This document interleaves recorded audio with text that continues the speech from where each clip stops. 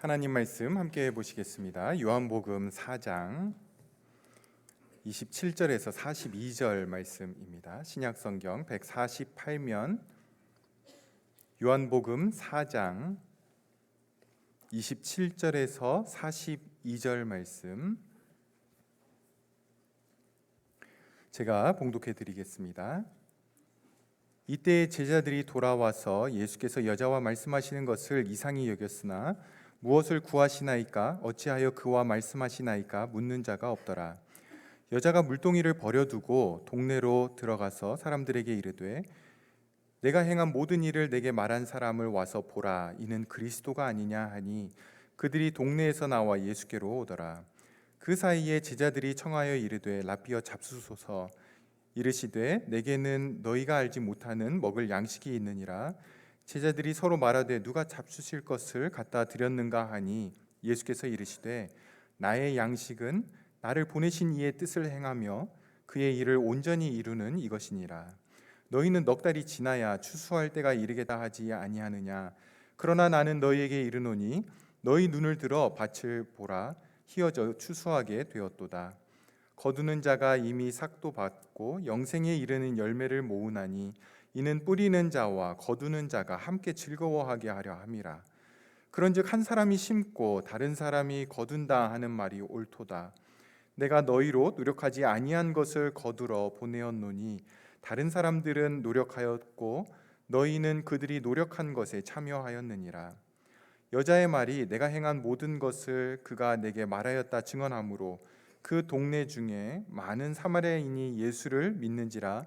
사마리아인들이 예수께 와서 자기들과 함께 유하시기를 청하니 거기서 이틀을 유하심에 예수의 말씀으로 말미암아 믿는 자가 더욱 많아 그 여자에게 말하되 이제 우리가 믿는 것은 내 말로 인함이 아니니 이는 우리가 친히 듣고 그가 참으로 세상의 구주신 줄 알미라 하였더라. 아멘. 예수님과 사마리아 여인의 대화가 마무리되어 갈 때쯤 마을로 먹을 것을 사러 갔던 제자들이 돌아왔습니다. 근데 제자들의 눈에 굉장히 이상한 광경이 펼쳐지고 있었습니다. 주님이 한 여자와 단 둘이 이야기를 나누고 있는 거죠. 그 당시 유대인들의 정서로는 용납이 될 수 없는 그러한 현장이었습니다. 한 남자가 여성과 단둘이, 그것도 모르는 여자와 거기다가 사마리아 여인과 함께 단둘이 있는 예수님의 모습이 굉장히 충격적이었던 거죠. 전에도 말씀드린 것처럼 이 당시 랍비들은 남자들에게 밖에 나가서 어느 여자와도 이야기해서는 안 되고 아내와도 이야기해서는 안 된다라고 그렇게 가르쳤습니다. 랍비들 사이에서 이런 이야기가 돌았다고 합니다. 아내랑 대화를 나누는 것은 잘해야 시간 낭비고 아니면 하나님의 율법을 혼란스럽게 하는 거다, 이렇게 이야기를 나눴다고 합니다. 진짜 말도 안 되는 이야기죠. 하나님의 뜻을 가르치는 랍비들이 그렇게 여겼다라고 하는 것은 하나님의 뜻이 뭔지를 몰랐다는 것입니다. 그런데 그것이 그 당시의 정서였던 거죠. 그러니 제자들의 눈에 예수님이 얼마나 이상하게 보였습니까? 제자들은 예수님을 랍비라고 여기고 랍비라고 불렀는데 랍비이신 그분이 한 여자와 그렇게 단둘이 있다라는 것, 굉장히 충격이었습니다. 그런데 제자 중에 아무도 그거를 이야기하는 사람이 없었습니다. 아마도 여인이 가기를 기다렸든지 아니면 전에도 봤는데 예수님이 평범하진 않아, 예수님 깨 이러면서 아마 그렇게 여겼을 것입니다. 하지만 예수님과 여인의 이 대화는요, 사실 최고의 클라이막스로 가고 있었습니다. 제가 볼 때 이 사마리아 여인의 이야기의 클라이막스는 이 여인이 예수님과 있다가 물동이를 버려두고 막 급하게 동네로 들어가는 그런 장면이라고 생각이 됩니다. 이 이야기를 이렇게 드라마 연속극으로 만들면 제자들이 먹을 걸 사가지고 이렇게 돌아오는데 제자들의 눈에 이렇게 카메라 앵글이 저 앞에 예수님과 여인이 단둘이 막 이렇게 이야기하는 장면이 보이고 제자들은 거기서 충격을 먹어서 이렇게 놀라는 표정으로 그거 있죠. 아무 뭐 이렇게 주스가 막 이렇게 흘러내리고, 그리고 이렇게 뭐 먹을 걸 막 떨어뜨리고, 아니 이럴 수가, 무슨 일이지 막 이러면서 이렇게 엔딩 크레딧이 막 올라가고 음악이 나오고. 그리고 뭐가 중요하죠? 예고가 중요하잖아요. 예고에서는 여인이 갑자기 물동이를 딱 버려두더니 막 급하게 동네로 들어가는, 아마 이게 이제 예고로 나오면서 이거 왜 지금 끝나는 거야? 이렇게 한 주간이 너무 길게 느껴지겠죠. 한국 드라마를 많이 보는 설교자의 성경 해석입니다. 어쨌거나 물을 기르러 왔던 여인이 물동이를 버려두고 갔다라고 하는 것은 겉으로 보이는 것보다 훨씬 많은 의미를 담고 있습니다. 겉으로 보자면 여인이 서둘러서 물동이를 챙기지 못할 만큼 급하게 이제 마을로 들어간 것입니다. 그런데 우리가 여기서 한 걸음 더 들어가서 이 모습을 보면, 여러분, 여인은 육신적인 목마름 때문에 물을 기르러 우물에 나온 거죠. 그런데 그 우물에 와서 예수님을 만났습니다. 그리고 예수님은 계속해서 네가 지금 목마른 거는 육신적인 목마름, 이게 중요한 게 아니라 너의 영혼의 깊은 곳에 그 목마름이 진짜 중요한 거다라고 끊임없이 이렇게 말씀을 해 오셨습니다. 그리고는 이 여인이 어느 순간 내가 바로 그 메시아다라고 하는 그 말씀에 주님이 주시려고 하는 그 생수의 의미를 깨닫게 되었고, 그리고 더 중요한 것은 그 생수를 마시기 시작을 한 겁니다. 성도 여러분, 한 영혼에 예수님에 대한 확신이 일어나기 시작하면, 일단 그분을 개인적인 구주로 받아들이게 되면, 거기에는 이전의 육신적인 목마름을 채우려고 했던 것들로부터 돌아서는 모습이 반드시 보이게 됩니다. 예수님께서 베드로와 안드레 형제를 부르실 때의 그 모습 여러분 기억을 하시죠? 그물을 깁고 있는 두 형제를 향해서 내가 너희로 사람을 낚는 어부가 되게 하겠다라고 하니까 어떻게 합니까? 그물을 버려두고 두 형제가 예수님을 따라갑니다. 예수님께서 또 야고보와 요한 형제를 부르실 때도 비슷했죠. 그들을 제자로 부르시니까 그들이 배와 아버지를 버려두고 예수님을 쫓았다라고 기록을 하고 있습니다. 반대로 영생에 대한 질문을 가지고 왔던 부자 청년, 여러분 기억하시죠? 그 청년에게 예수님이 가서 내게 있는 것을 다 팔아 가난한 자들에게 주고 나를 따르라, 이렇게 말씀을 하십니다. 여러분, 나를 따르라라고 하는 주님의 말씀은요, 나를 제자로 쫓아라라고 하는 그러한 요청이었습니다. 제자를 부르실 때 사용하시는 말씀이었거든요. 그런데 이 청년은 그 부르심에 대해서 재물이 많은 고로 근심하며 주님을 떠나갔습니다. 그러니까 그물, 배, 재물, 물동이, 이거는 다 지금 같은 거를 우리에게 보여주고 있는 거죠.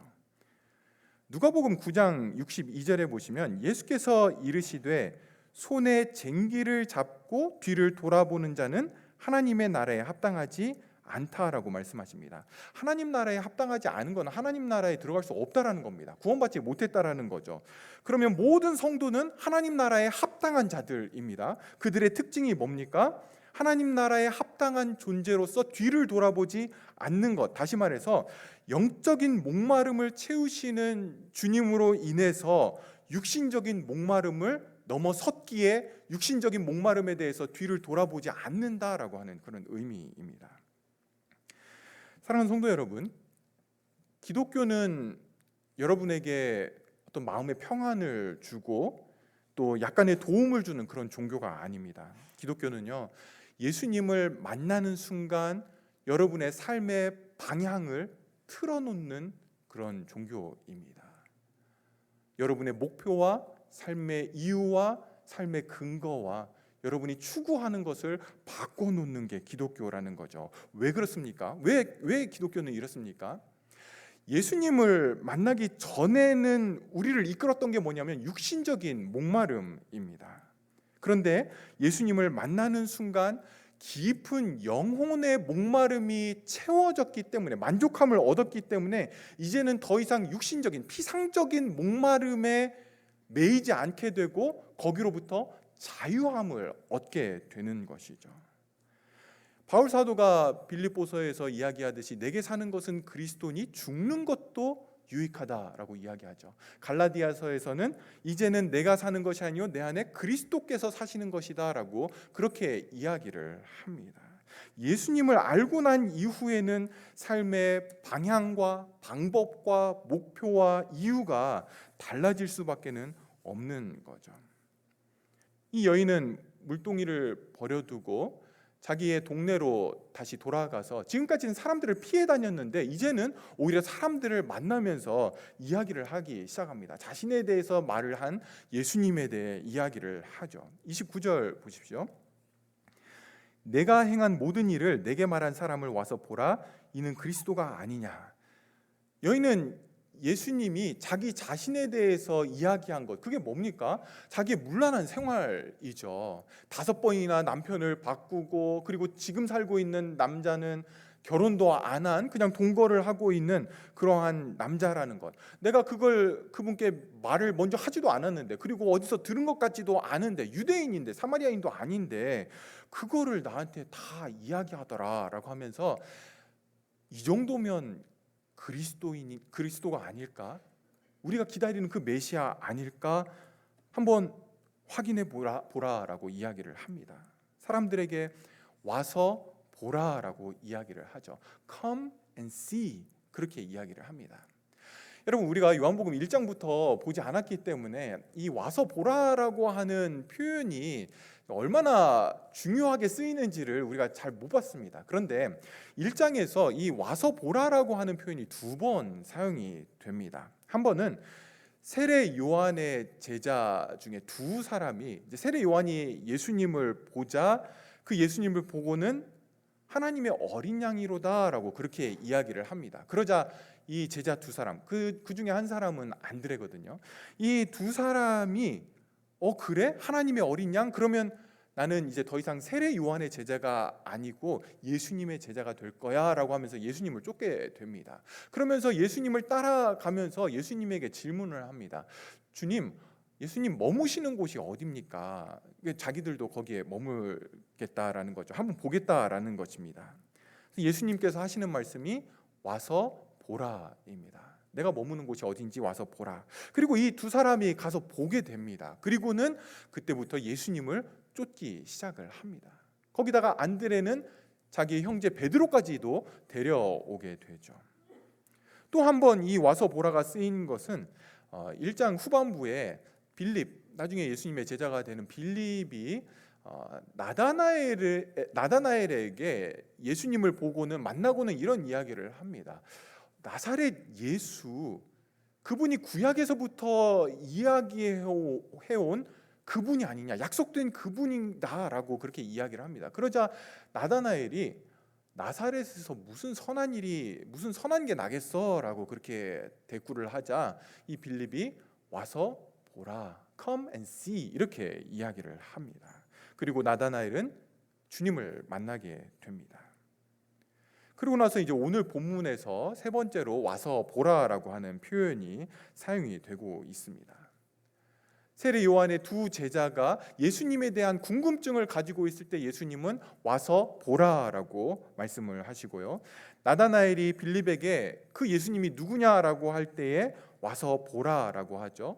또 오늘 본문의 여인이 자기 동네 사람들에게 달려가서 예수님에 대해서 와서 보라라고 이야기를 합니다. 그리고 어떻습니까? 와서 본 모든 사람들은 다 그의 인생이 변화되었습니다. 성도 여러분, 복음 전도는 복잡하지 않아도 됩니다. 어렵지 않아도 됩니다. 복음의 핵심은 뭡니까? 우리가 복음에 초청하는 가장 중요한 핵심은 예수님을 만나는 거잖아요. 예수님과 인격적인 만남을 갖는 것, 그것이 우리가 복음의 핵심인데요. 그렇다면 우리의 초청은 그 예수님을 와서 보라라고 하는 초청이면 됩니다. 그것이 수많은 사람들의 인생을 바꾸어 놓았고요. 구원의 복음 안으로 들어가게 하는 초청이었습니다. 저와 여러분에게 맡겨진 가장 기본적인 하나님의 일은 예수님을 모르는 영혼들에게 와서 보라라고 하는 것입니다. 그리고 그 안에서 역사하시는 분은 성령님이시죠. 그것은 성령님이 하시는 일입니다. 제가 너무나 부끄럽고 제대로 못해서 항상 안타까운 마음을 가지고 있는데요. 저는 우리 교회 교육자들도 마찬가지입니다. 저와 우리 교회 교육자들은 힘을 다해서 말씀 가운데 예수 그리스도의 복음을 전하는 수고를 하려고 합니다.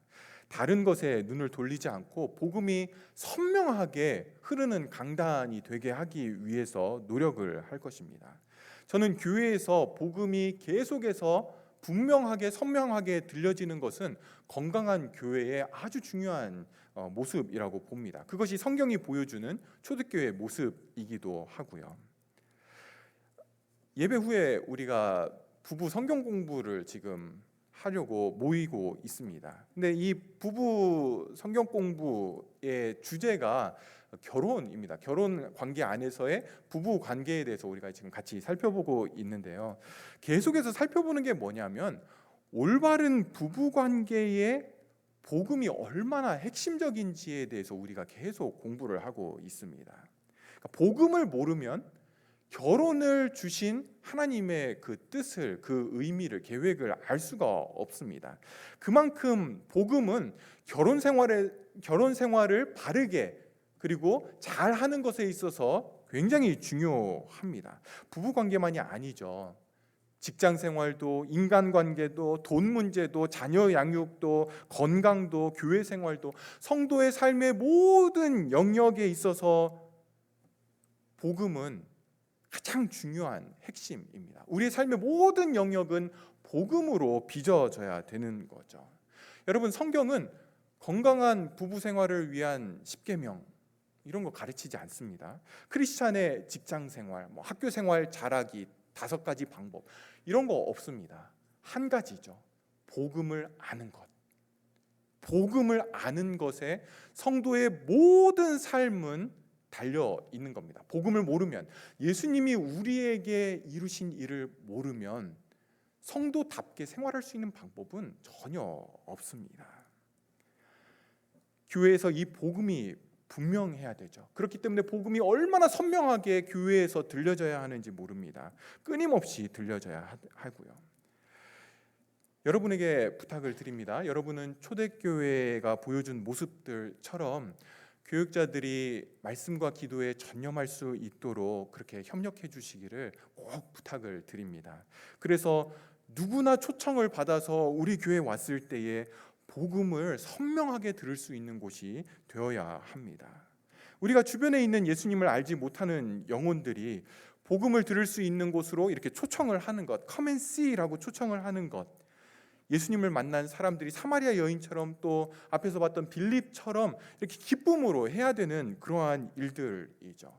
만약 교회에 나오기가 좀 꺼려지시는 그런 여러분 주변에 있는 지인들이 계시다라고 하면 여러분의 그 교회 모임에, 성경 읽기 모임에 초청하셔도 좋을 것 같습니다.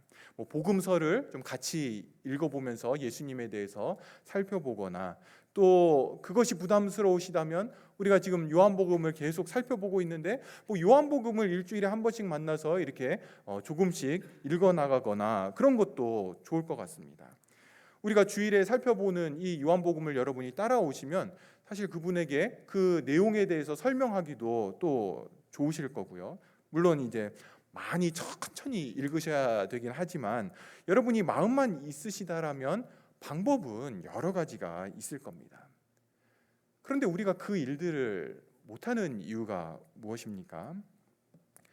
전도하는 것이 굉장히 부담스럽기 때문에 그런 거죠.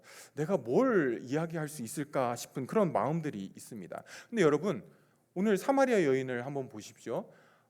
누구보다도 말씀에 대한 교육을 못 받았을 겁니다. 스스로도 너무 창피해서 사람들 앞에 나서기를 꺼리는 그러한 여인이었습니다. 그런데 무엇이 이 여인을 이렇게 바꿔놓았습니까? 예수님을 만난 사건이죠. 예수님과 인격적인 만남을 통해 이 여인은 바뀌게 되었습니다. 예수님을 만났을 때 예수님이 이 여인에게 기적을 행하시지 않았습니다. 병을 낫게 하거나 물 위를 걷거나 그런 것 없으셨죠. 그런데 이 여인은 내가 행한 일을 내게 말한 이 사람을 와서 봐라, 그리스도가 아니냐라고 하는 그렇게 이야기를 합니다. 예수님을 만난 분명한 증거가 이 여인에게는 있었던 겁니다. 여러분도 예수님을 만나셨다면 예수님을 만난 분명한 증거들을 갖고 계실 겁니다. 자연적으로 내 안에서 발견될 수 없는, 내가 이렇게 처절한 죄인인가라고 하는 것, 예수님 앞에 섰을 때 우리 다 알게 되었죠. 그리고 그분만이 우리의 유일한 구원자라는 것, 이거 자연적으로 우리 안에 생기는 그런 것 아니잖아요. 이런 것들, 우리가 예수님을 만나서 그분과 함께 거하며 우리 안에 있는 삶의 많은 이야기들이 있을 겁니다. 물론 우리는 그런 이야기들을 하고 싶은 것이 아니라 그 이야기들을 통해서 예수님에게 우리의 지인들을 초청을 하고 싶은 거죠. 여러분, 주변에 예수님을 모르는 사람들을 위해서 기도부터 시작을 하시면 됩니다. 기도부터 시작을 하시고 또 예수님께로 초청할 수 있는 기회들을 살펴보면서 언제 교회 한번 나오라고 이렇게 이야기해봐야지, 언제 우리 겨자씨 모임에 한번 오라고 그렇게 말해야지, 언제 한번 우리 선교회 피크닉 갈 때 한번 오라고 이야기해야지. 요즘 날씨 좋아서 선교회끼리 피크닉 많이 가시죠. 그럴 때 교회 밖에 계신 여러분들의 지인들 한두 가정씩 초청해서 같이 크리스찬의 어떤 교제, 또 크리스찬들의 모임에 여러분들이 초청하고 또 그렇게 또 교회 안으로 올 수 있는 기회들을 삼으시면 좋을 것 같습니다.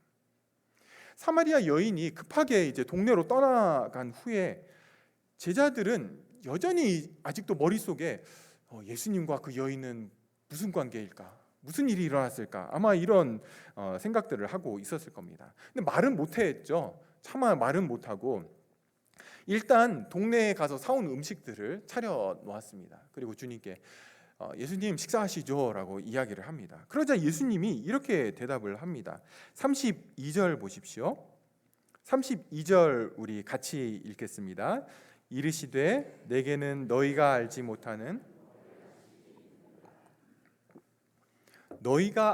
못하는 먹을 양식이 있다. 그리고 그걸 먹었다라는 겁니다. 제자들이 서로를 쳐다보면서 누가 몰래 예수님께 먹을 거 갖다 드린 거야. 꼭 선생님께 이쁨 받으려고 뭐 갖다 드렸구만. 뭐 이러면서 이제 서로 쳐다본 겁니다. 여러분, 누구랑 비슷합니까? 사마리아 여인과 비슷하죠. 예수님께서 내가 주는 물 이거 줄게라고 할 때 사마리아 여인은 무슨 물인지 전혀 감지를 못하고 있었습니다. 근데 제자들도 지금 마찬가지죠. 주님이 말씀하시는 양식이 무엇인지 전혀 모르고 있습니다. 그런 제자들에게 주님이 이렇게 대답을 하십니다. 오늘 본문에서 핵심 구절이고 또 암송 구절이기도 한데요. 34절 우리 같이 읽겠습니다. 예수께서 이르시되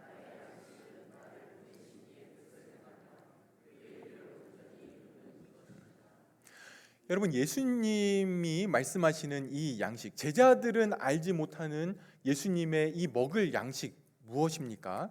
본문은 두 가지를 이야기를 합니다. 하나는 나를 보내신 이의 일을 하는 것, 행하는 것, 그것이고요. 또 하나는 그의 일을 온전하게 이루는 것. 그러니까 그 일을 하는 것도 중요하고요. 그것을 완성하는 것, accomplish 하는 것, finish 하는 것, 이것이 바로 예수님의 먹을 양식이다라고 이야기를 하고 있는 겁니다. 나를 보내신 이의 뜻을 행하는 것. 여러분, 예수님은 자기 자신을 볼 때마다 항상 가지고 있는 자기 인식이 있었습니다. 그게 뭐냐면 나는 보냄을 받았다. 하나님의 보냄을 받은 자다. 이 땅에 있는 것 보냄 받았고 그렇기 때문에 보내신 자의 그 뜻과 목적을 이루는 것, 그것이 내 일이다라고 하는 그런 인식이 있었습니다. 우리가 요한복음을 이제 계속해서 보면 알게 되겠지만요, 특별히 5장에 가면 더 많이 나타납니다.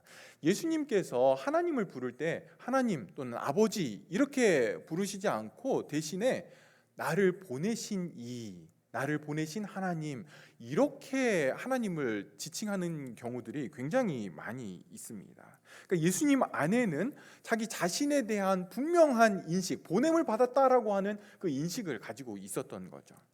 요한복음 6장 38절에 보시면 내가 하늘에서 내려온 것은 내 뜻을 행하려 함이 아니요 나를 보내신 이의 뜻을 행하려 함이니라.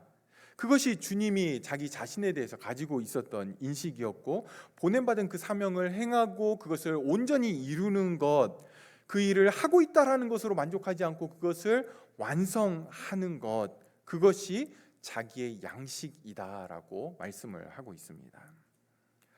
여러분, 지금 예수님이 양식이라고 말하는 것, 음식이라고 말하는 그것은 비유죠. 비유입니다. 무엇을 양식에 비유한 겁니까? 앞에서 사마리아 여인에게 내가 주는 물 또는 생수, 이것과 같은 것을 비유로 지금 하고 있는 거죠. 나에게 참된 만족을 주는 것, 그것을 양식, 그리고 내가 주는 물이라고 비유를 통해서 지금 말씀을 하시는 겁니다. 여러분에게도 그런 게 있으실 것 같은데요.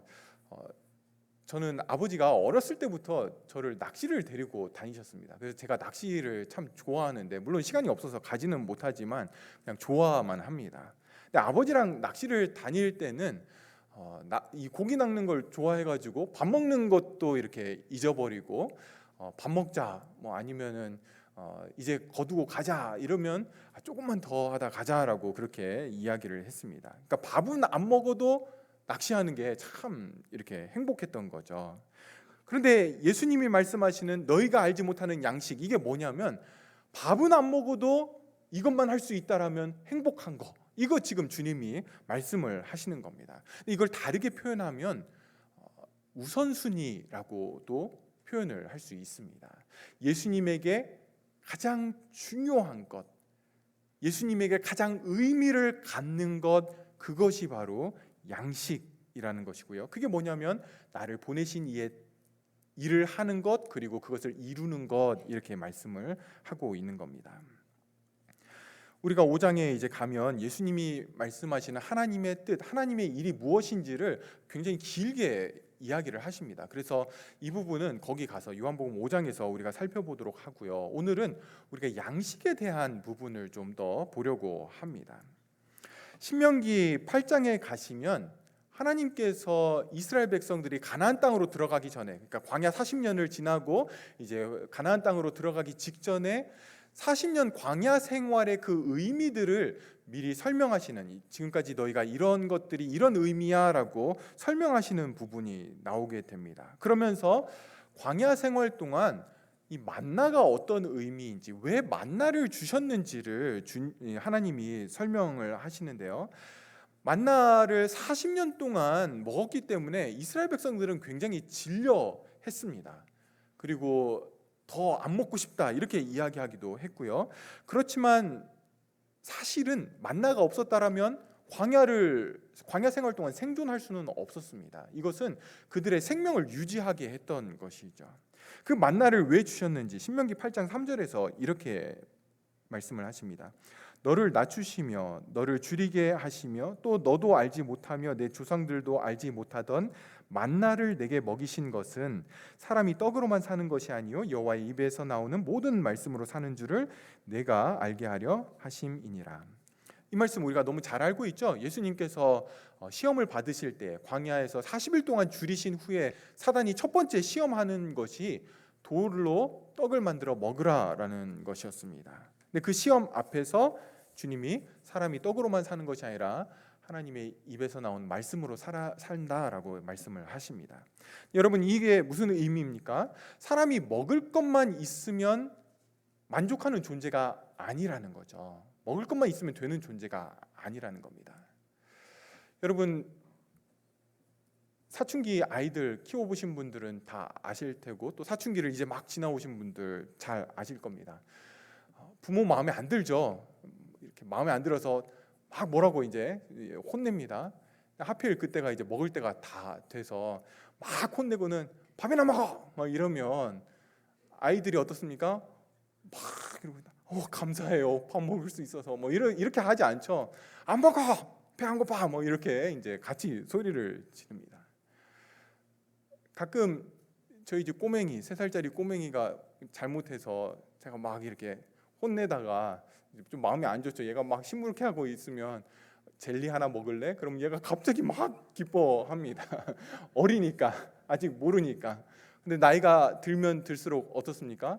먹을 것만 가지고는 만족을 할 수 없는 존재라는 것을 보게 됩니다. 그런 분들 계시죠. 먹기 위해 사는 분들, 또 먹기 위해 살 빼는 분들, 신경질 나면 먹을 것부터 찾는 그런 분들. 먹고 나면 어느 정도 좀 풀리는 거는 맞긴 맞습니다. 그런데 일시적인 거죠. 근본적인 문제를 해결해 주지는 않습니다. 사람은 떡으로만, 먹는 것으로만 만족해 할 수 있는 존재는 아닙니다. 하나님의 말씀으로 산다라고 할 때 이것은 하나님의 뜻을 쫓아서 하나님의 뜻대로 사는 것이 사람이다라는 의미입니다. 그러니까 저와 여러분은 어떤 철학자가 이야기하듯이 이 땅에 우연히 던져진 존재가 아닙니다. 창조주 하나님의 그 계획 안에서, 섭리 안에서, 그분의 뜻 안에서 우리는 지금 존재하고 있는 거죠. 우리가 만약 우연히 이 땅에 던져진 그런 존재라고 한다라면 그냥 밥을 위해서 살아가면 됩니다. 하지만 우리가 그것으로 만족하지 못하는 것은 우연히 던져진 존재가 아니라 더 높으신, 더 위대하신 하나님의 계획과 뜻 안에서 이 땅에 우리가 존재하고 있기 때문에 그런 거죠. 창조주가 계획과 뜻을 가지고 우리를 이 땅에 존재하도록 그렇게 하셨기 때문에 우리는 우리를 창조하신 분의 계획과 뜻을 아는 것이 너무나 중요합니다. 사랑하는 성도 여러분, 저와 여러분은 하나님의 계획과 뜻 안에서 지금 이 자리에 존재하고 있음을 아셔야 됩니다. 그리고 그분의 뜻이 무엇인지를 아는 것, 성도에게 너무나 중요하죠. 그냥 열심히 사는 것, 그냥 성실히 사는 것, 이것은 세상 사람들이 사는 방법입니다. 하나님을 모르는 사람들이 사는 방법이죠. 육신적인 욕망을 위해서 얼마든지 열심히 성실히 살 수 있습니다. 그러나 우리는 그렇게 살라라고 이 땅에 보내진 존재가 아닙니다. 그분의 뜻, 창조주의 뜻을 알고 행하고 그것을 온전하게 이루어 갈 때에 우리는 만족할 수 있는 그러한 존재인 거죠. 성도 여러분, 그런 면에서 여러분의 삶의 우선순위는 무엇입니까? 무엇을 가장 중요하게, 그리고 무엇을 목표로 여러분들의 이 시간들을 보내고 있습니까? 여러분에게 참된 만족이 어디에서 오는지 아시고 거기에 방향을 맞추시고 지금 이 삶들을 살아가고 있습니까? 그냥 사시면 안 됩니다. 그냥 열심히 사는 것, 성도다운 삶의 모습 절대로 아닙니다. 여러분, 그 모든 것은 사마리아 여인처럼 예수 그리스도를 인격적으로 만날 때에 시작이 되는 것이고, 그리고 그 주님과 계속해서 인격적인 교제를 나누어 갈 때에 우리의 삶의 목표와 이유와 하나님의 뜻이 더 선명해지고 더 확실해지는 것입니다. 이제 예수님은 양식의 비유에서 추수의 비유로 넘어가고 있습니다. 35절 보십시오. 너희는 넉 달이 지나야 추수할 때가 이르겠다 하지 아니하느냐? 그러나 나는 너희에게 이르노니 너희 눈을 들어 밭을 보라, 희어져 추수하게 되었도다. 지금 주님은 자신의 만족이 어디에서 오는지를 추수에 비유해서 지금 말씀하고 있습니다. 넉 달이 지나야 추수할 때가 온다라고 하는 이 말씀은요, 지금 예수님이 말씀하시는 시기가 겨울이어서 봄 추수를 염두에 두고 이 말씀을 하시고 있는 건지, 아니면 씨앗을 심으면 넉 달 후에 추수할 수 있다라는 것을 말씀하고 있는지는 분명하지 않습니다. 그러나 사람들이 추수에 대해서 일반적으로 생각하는 어떤 그 기간을 지금 생각하시면서 말씀을 하고 있습니다. 사람들은 넉 달이 지나야 추수할 수 있다, 이렇게 지금 생각을 하고 있지만 영적인 추수는 다르다라는 거죠. 아직 넉 달이나 남은 것 같은데, 그런데 밭은 어떻습니까? 희어져 추수할 때가 되었다라는 것입니다. 여러분, 우리는 영적인 추수의 어떤 원리, 그리고 영적인 추수의 어떤 시간을 우리의 계산이나 우리의 경험으로 가늠할 수 없습니다. 저 사람은 안 돼. 아니면 저 사람은 아직 멀었어. 이렇게 이야기할 수 없다라는 거죠. 어떤 사람들은 요한복음 3장에 이 니고데모처럼 오래 걸려서 거듭나기도 하고, 어떤 사람들은 4장의 사마리아 여인처럼 단순하게 예수님을 만났는데 거듭나는 사람들도 있는 것입니다. 여기 휘어진 밭은 1차적으로 그 당시 사마리아 사람들을 가리키는 것이었습니다. 39절 이후로 여인의 말을 들은 그런 사마리아인들이 어떤 반응을 했는지가 나오고 있는데요. 이 사마리아 여인의 말을 듣고는 사람들이 예수님을 확인하기 위해서, 그리스도인지 그리고 여자가 한 말이 사실인지 확인하기 위해서 예수님께 나왔습니다. 근데 예수님을 만나보니까 여인이 했던 말이 사실일 뿐만 아니라 그들도 예수님을 인격적으로 만나는 그러한 기회들을 갖게 된 것입니다. 42절 보시면 이렇게 여인에게 이야기를 하죠. 그 여자에게 말하되 이제 우리가 믿는 것은 내 말로 인함이 아니니 이는 우리가 친히 듣고 그가 참으로 세상의 구주신 줄 알미라 하였더라. 주님은 사마리아 여인에게 씨를 뿌렸는데 사마리아 여인 하나만 그날 추수해도 놀라운 건데 어떻습니까?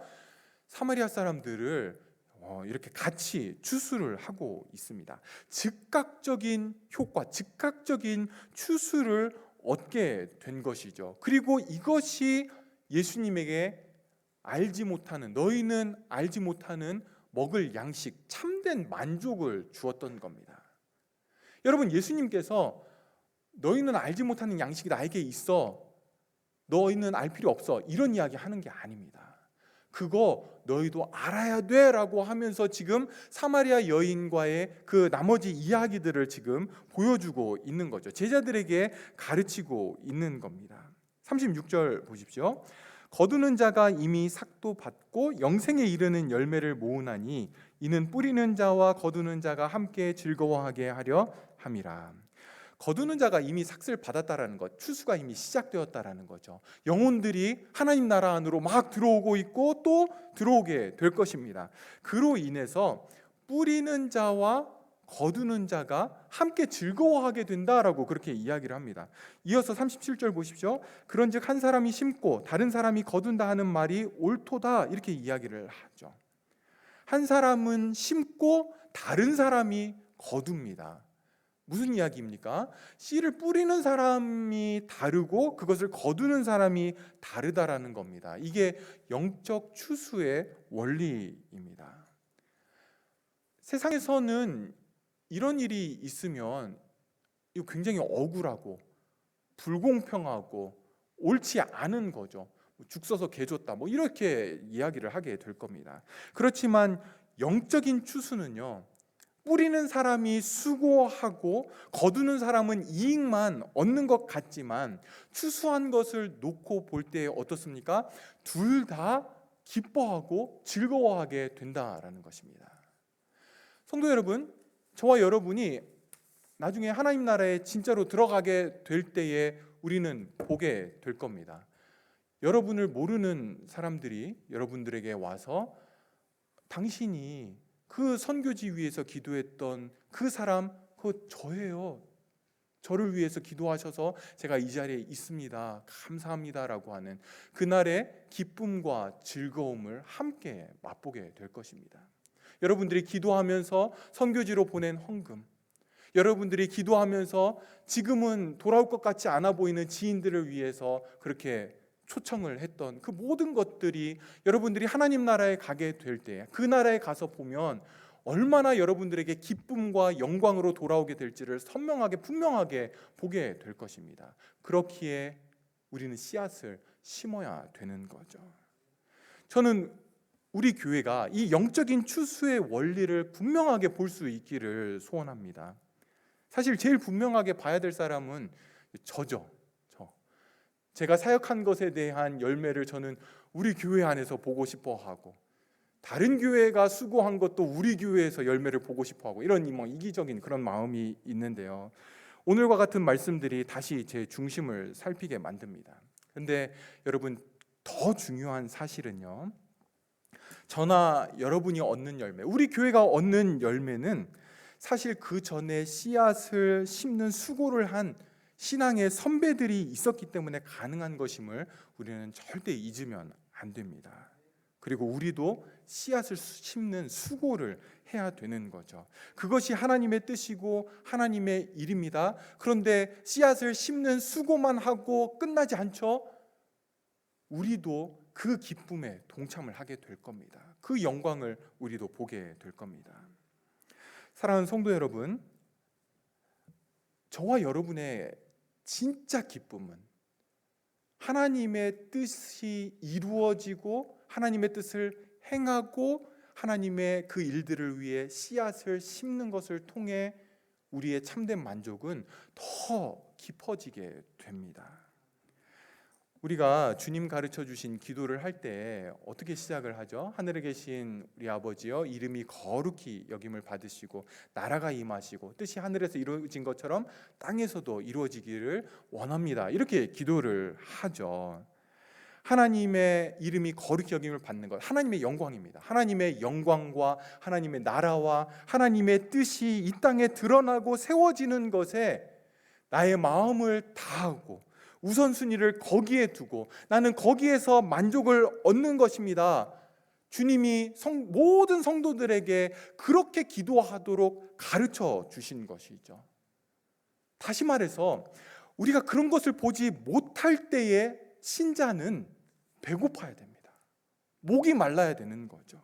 주님이 가르쳐 주신 기도를 우리가 주문처럼 외우고 있는 것이 아니고 정말 그것이 나의 기도고 나의 소원이라고 한다라면 그런 것들을 보지 못할 때, 그리고 그러한 수고들을 내가 하지 못하고 있을 때에 우리 안에 안타까움이 있어야 되고 그리고 돌이키는 일들이 있어야 되는 거죠. 우리는 하나님으로 인한 그런 기쁨을 누리고 그 기쁨을 모든 족속에게 전하는 것으로 양식을 삼는 그러한 존재들입니다. 그것을 통해서만 우리는 만족을 얻는 것이죠.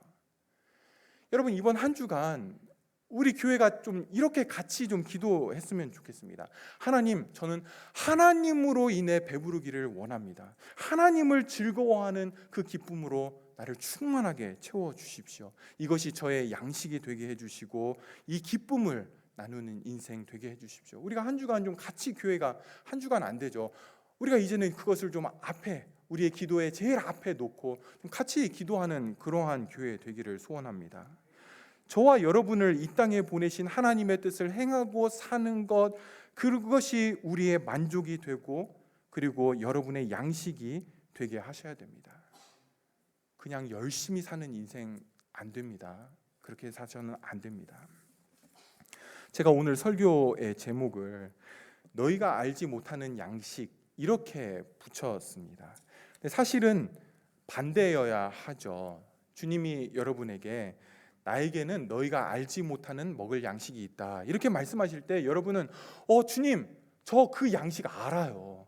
주님이 지금 뭘 말씀하시는지 알고요. 그 양식이 저의 양식이기도 합니다. 저는 그것으로만 만족하는 것 저 알고 있어요 라고 그렇게 대답을 하셔야 됩니다. 말씀을 통해서 우리가 정말 하나님의 뜻을 우리의 삶의 우선순위에 두고 있는지, 그것이 우리의 만족이 되고 우리의 삶의 이유와 그리고 목표가 되고 있는지를 다시금 살피고 우리의 삶을 참된 영혼의 만족을 주시는 그 하나님에게 맞추는 그런 은혜가 있기를 소원합니다. 기도하겠습니다.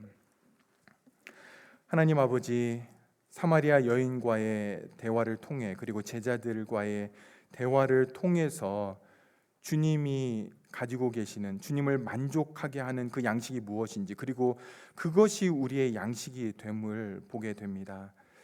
성령 하나님, 이 시간 간절히 구하는 것은 우리가 이것을 지식적으로만 알지 않게 하시고 경험하는 그러한 성도 되게 하여 주시옵소서.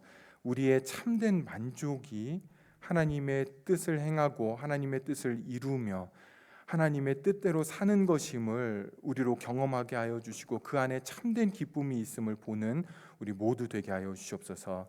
예수님의 이름으로 기도합니다. 아멘.